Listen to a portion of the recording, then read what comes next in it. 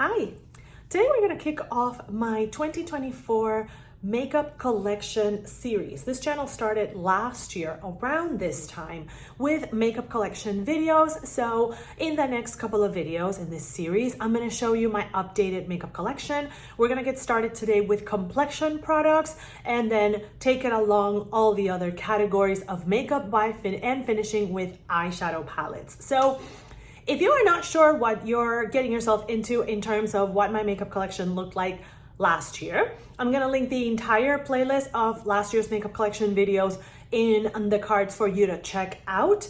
And then this year, I'm gonna post them by product categories, and then I'll stitch all the videos together if you want a long marathon and see my entire makeup collection by categories in one long video. I'll do both this year.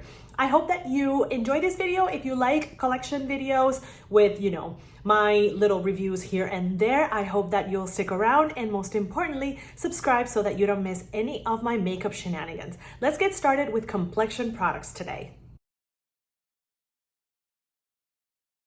So here's the entirety of my complexion products collection. I hope that everything is in frame, but if not, I apologize. I'll try to have everything in focus as much as I can so that you guys can see everything.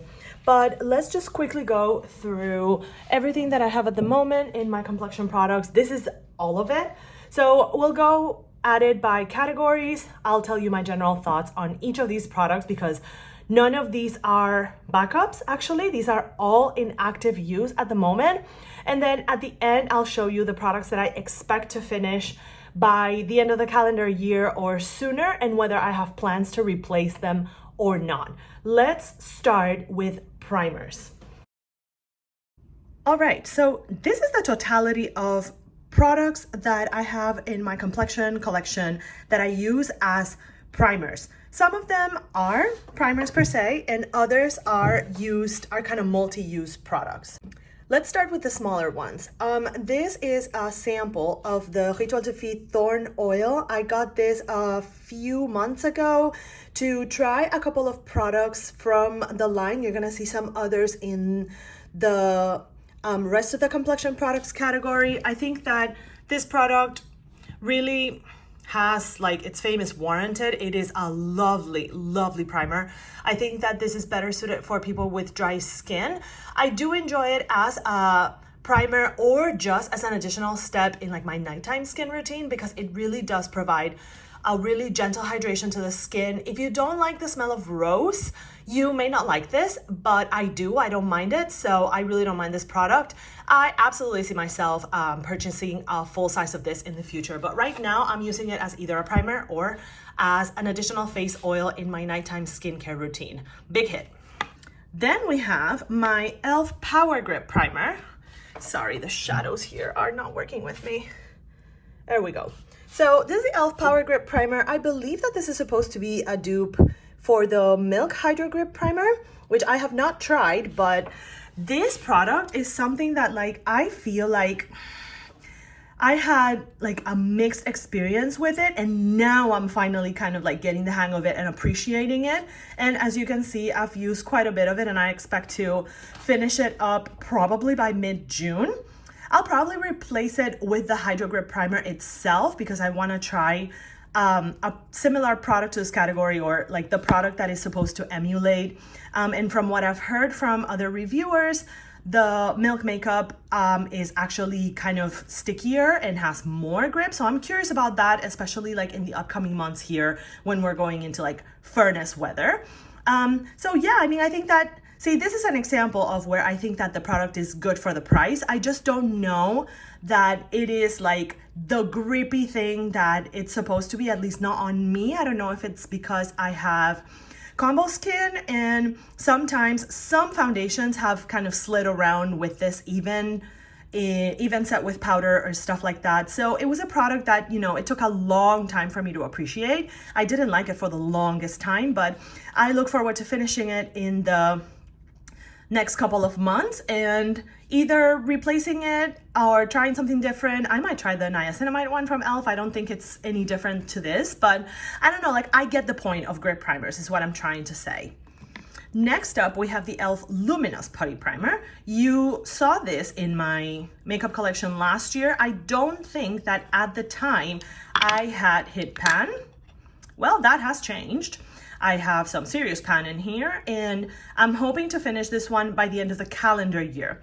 I really like the luminosity that it provides, but I will say I think that I prefer luminous primers in liquid form, like more of a glow drop kind of thing. Like my first experience with a luminous primer was the radial liquid drops, the pink ones, and I really love that. So I want to go for something similar to that again.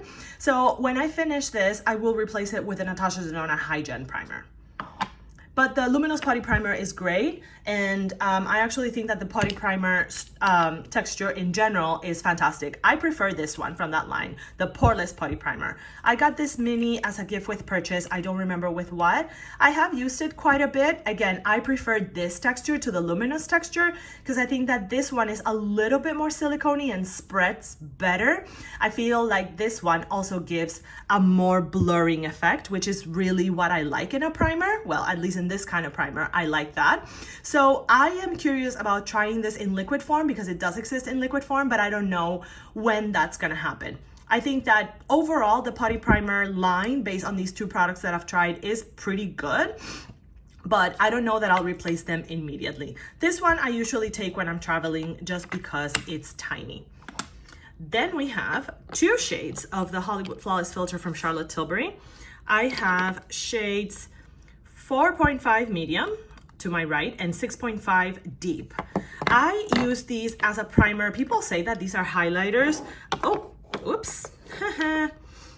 People say that these are highlighters. I have never used this as a highlighter. I use them as primers. I'm just gonna get a little closer to the window so that you can see just how much of the Hollywood Flawless Filter I've used in the lightest shade. I use this all the time, and I don't know that I'll finish it by June, but maybe by the end of the summer. And then 6.5, I've been using lately to kind of balance out some things that are slightly lighter for me, or just when I want a little bit more of a bronzy look. But again, I think that the Hollywood Flawless Filter is just a fantastic product. I'm not really sure that it's really dupable, but this summer I will buy the travel sizes of the Auric Glow Lust to replace these just because I want to try a similar formula. But that is the totality of my primers. Which ones I expect to finish by the end of 2024 and you should not see on my 2025 video? Well, this one, the Rituel De Fille, at least that little one, the Power Grip Primer, the Luminous Putty Primer, and shade 4.5 of the Hollywood Flawless Filter. I expect that I will finish all of these by the end of this calendar year. But one more primer to go. So this is the Marc Jacobs Undercover Blurring Coconut Face Primer.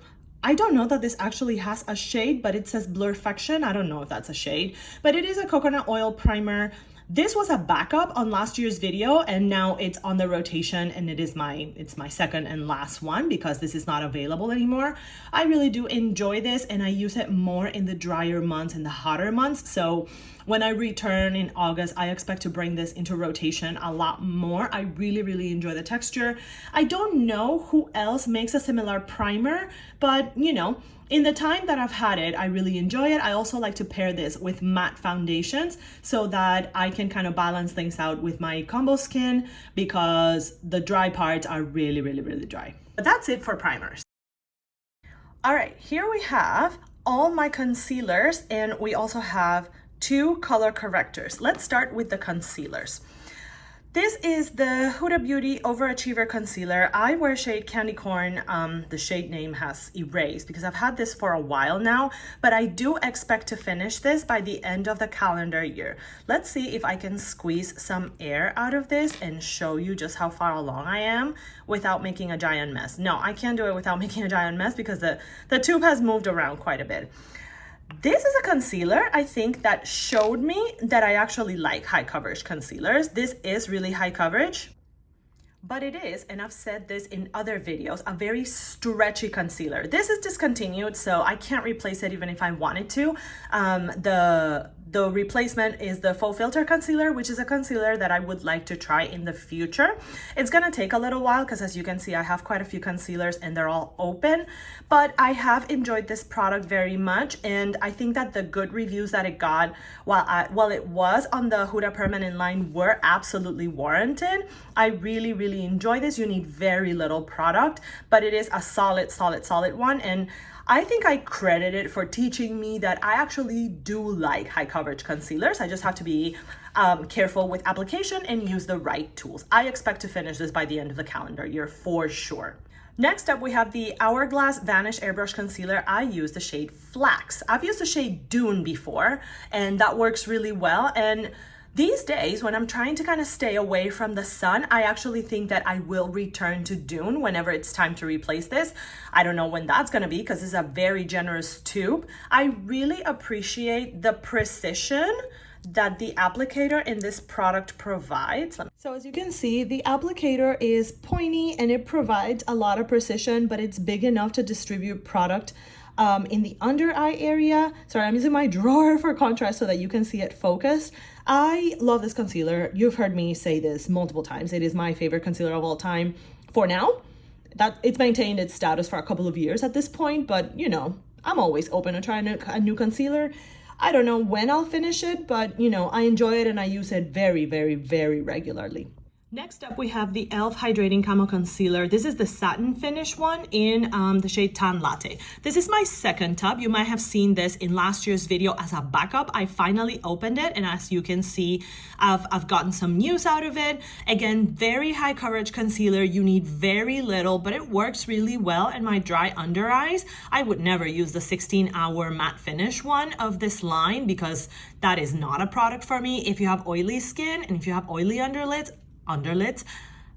eyes, then I think that maybe trying the 16-hour could be a good idea for you. But not only is this good for the price, I really do think that is just good. Very high coverage, although you need very little product. Big fat applicator. Sometimes I feel like the applicator might even be too big and you might get maybe a little bit too much product. Again, a solid product from e.l.f. that I really enjoy having. I don't know that I would replace this one when I finish it because the shade is a little dark for me for what I like in my under eyes. I do prefer a little bit more brightening than what this gives me.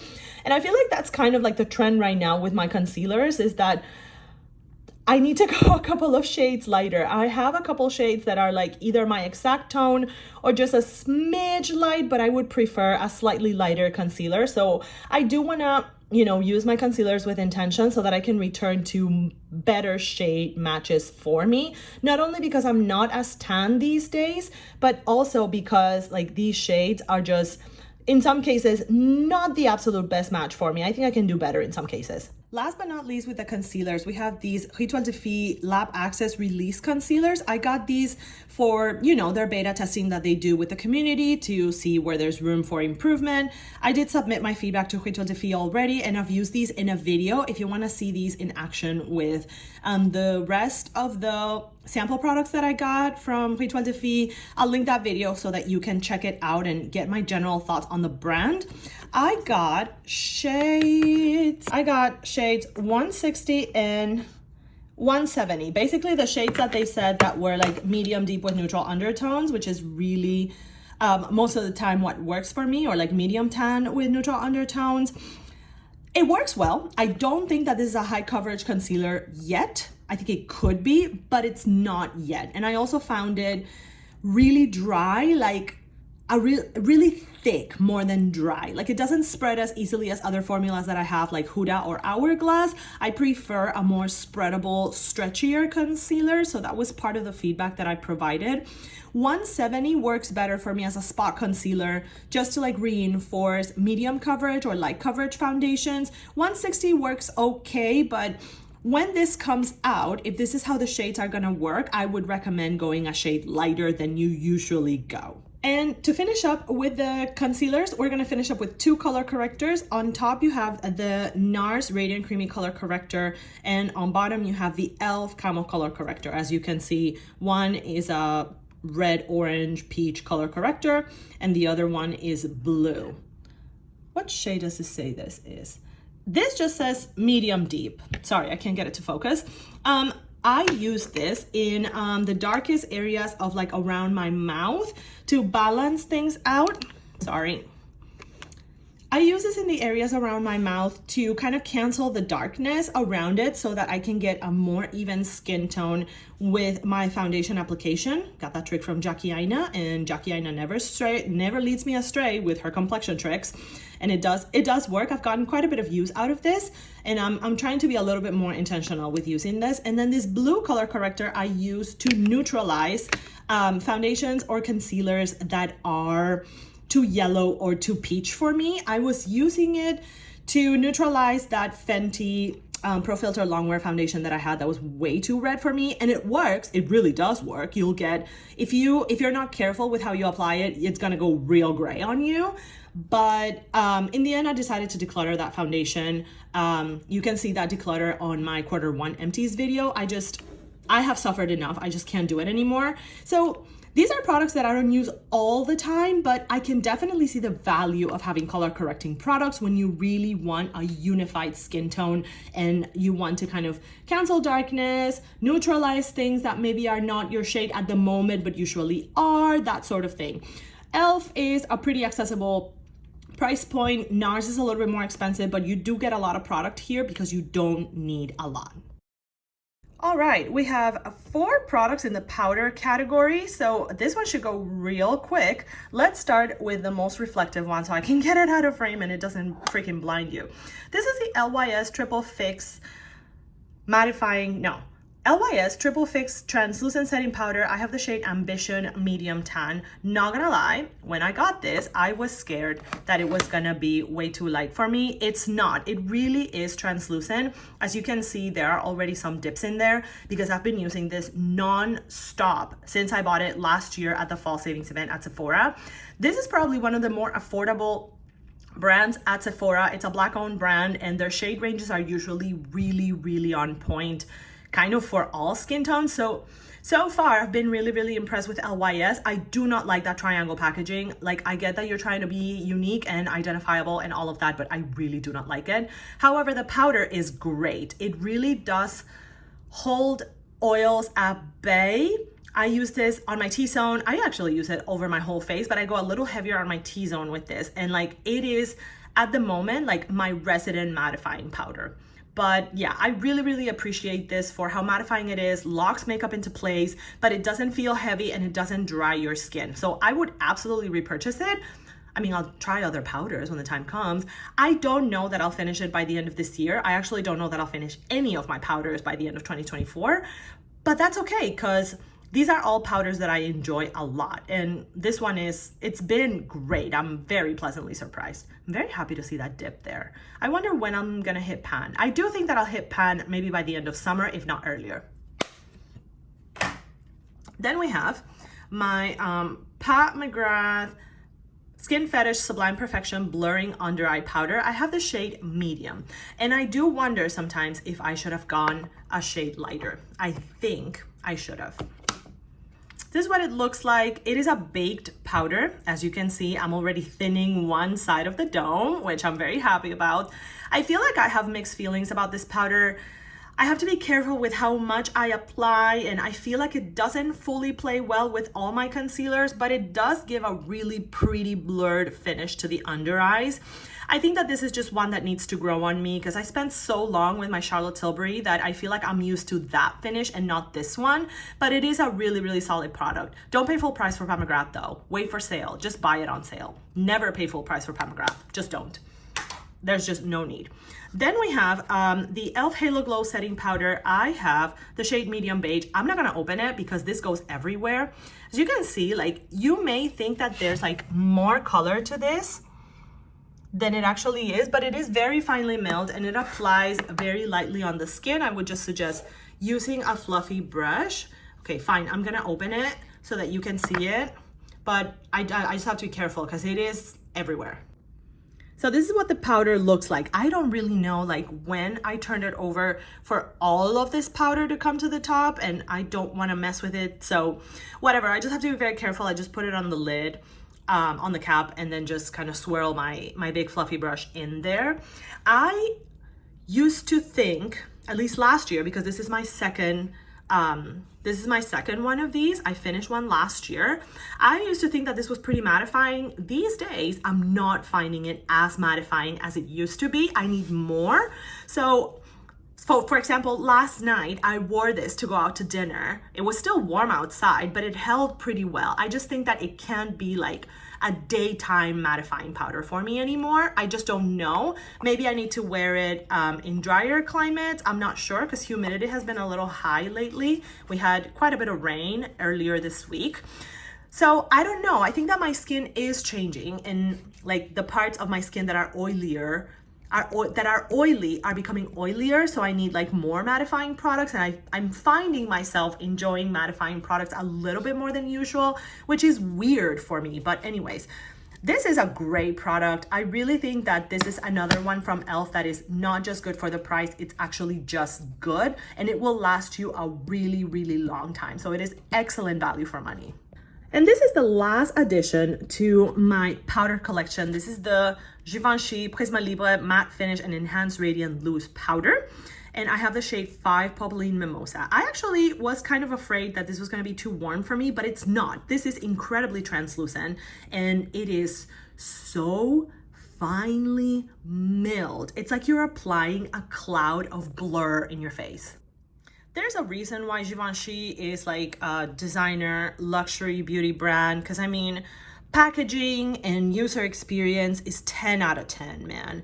This is just such refined packaging and such beautiful product experience. I really enjoy Givenchy makeup for that reason, but more than anything, this is just a very, very good quality powder. It mattifies, it holds, it blurs, it does all of the things. I am in love. The one thing that you have to be aware of is that it is pretty heavily fragranced. So if you are very sensitive, I would say be careful with this one, fragrance-wise. But as far as like a finishing powder that will do the job and make you look super polished and airbrushed, absolutely yes. This, for reference, is the mini size. You can buy the mini size and you can buy the full size, okay? So I started with the mini size because I really wanted to see like if the full size is worth it. I would say yes, quality-wise, it absolutely is worth it. I don't know when I'll finish it, but I really do love the product. And since I had the intention of trying more Givenchy this year,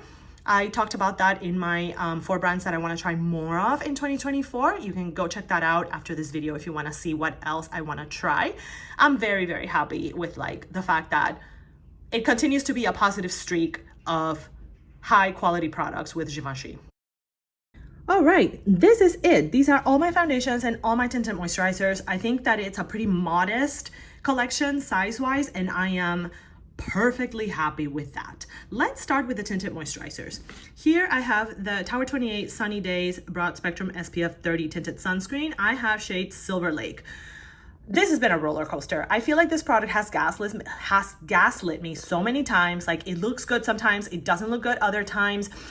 Some of it, it's because I wasn't applying it correctly at first, and then some of it is because it's not the product I want it to be. This is a sunscreen with a tint.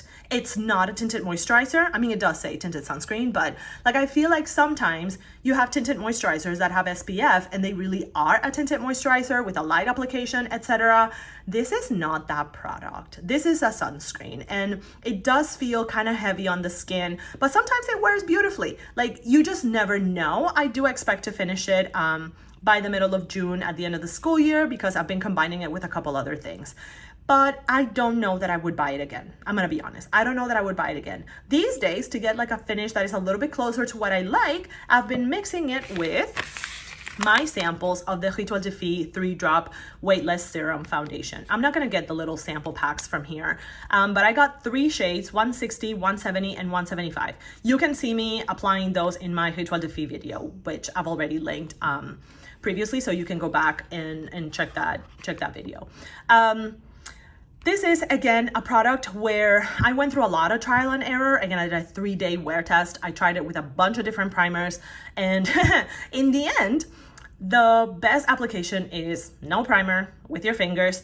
It does work well with that Tower 28 tinted sunscreen, so that's how I'm using it so far. Then we have my Sephora Matte Perfection Tinted Moisturizer. I have the shade Khaki, which is shade 11. A great underrated tinted moisturizer. If you have oily skin, I can see you loving this. I have dry combo skin and I still love it. I do find it maybe a little drying at times depending on the climate, so I usually wear it with, for example, my Marc Jacobs coconut primer so that my skin doesn't feel too dry. I really like the finish of this and it works really well with the majority of products. Sephora collection is great value for money if the products are good. So this is my second time using this. So I've used one up completely. One or two? No, two. This is my third. This is my third. Then we have my beloved NARS Light Reflecting Foundation. I wear shade Joaquin. I absolutely love this product. You can't see it right now because I've been moving it around, but I am close to halfway done with this. So I expect, yeah, you can see a mark over here.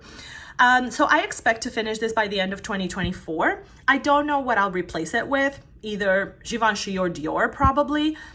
A beautiful radiant finish, perfect for every day, perfect for events, no flashback, built really well, doesn't crack, just wonderful. I mean, it doesn't surprise me because NARS usually nails it with their complexion products, but yeah, this is on so many people's favorites for a reason because it is just perfect. You need very little product. I will say this, I feel like sometimes the pump gets a little stuck and like it doesn't pump super well, so that's just like a little packaging caveat that I have with it. But if you hear people raving about this, they're not lying to you, they're raving to you for a reason. Like, this is really a very skin-like, radiant, natural finish. Just a home run for NARS, a home run from NARS. Last but not least, we have my Pat McGrath Skin Fetish Sublime Perfection Foundation. I use shade medium 17, very liquidy formula wise. So like I personally only need one pump of this to get a really nice medium to high coverage. I think that it is fairly buildable. I personally just don't like a very heavy finish. I did put this as my foundation that I would pick for my wedding day makeup if I were getting married today. You can check out that video over here in the corner. I'll make sure to link it. Again, a beautiful, natural, radiant finish that works well with a lot of makeup products. You don't really need to set this with powder, but you can if you need to. I can see this one working very, very well across a variety of skin types. And Pat McGrath is really good about shade ranges, so I'm sure that the vast majority of the population can find a shade that works for them in this product line. Again, with all Pat McGrath products, wait for sale. And there you have it. This is the entirety of my complexion products collection. If you are an OG or a super sleuth from the channel and you notice any changes, let me know in the comments what you noticed that changed from last year to this year. Are there any favorites here or any products that you're curious about and you are looking forward to trying in the future? I would also love to hear from you. What do you think about the size of this makeup collection? I don't know. I feel like for a makeup enthusiast, this is pretty decent. Like, I'm not unhappy. I don't feel pressured to finish anything up other than like, you know, making sure that I'm using products before they go bad. But these are all like products that for the most part I really enjoy and I look forward to using most of the time, except for the Tower 28, because sometimes I just don't know what to expect from it. Same thing with the Power Grip Primer. Sometimes I just don't know what to expect from it. But I feel like it's a good example of like how sometimes I like to mix affordable with high end. And of course, some of my tried and trues that you saw last year, they're still here. I haven't felt the need to get rid of them or anything like that, and I'm still enjoying them. Thank you for joining me in a review of my makeup collection. My second year doing this is my first installment of this series. I hope you enjoy this video. And if you like this kind of content, make sure to give it a thumbs up. If you want to make sure that you don't miss any of the rest of my makeup collection series and the rest of my makeup shenanigans in this channel, make sure that you subscribe and hit the bell for notifications of every post and video that I bring up here. Stay tuned for part 2 of my makeup collection series where we're going to be tackling eyeliners and brows. I will see you then. Bye-bye.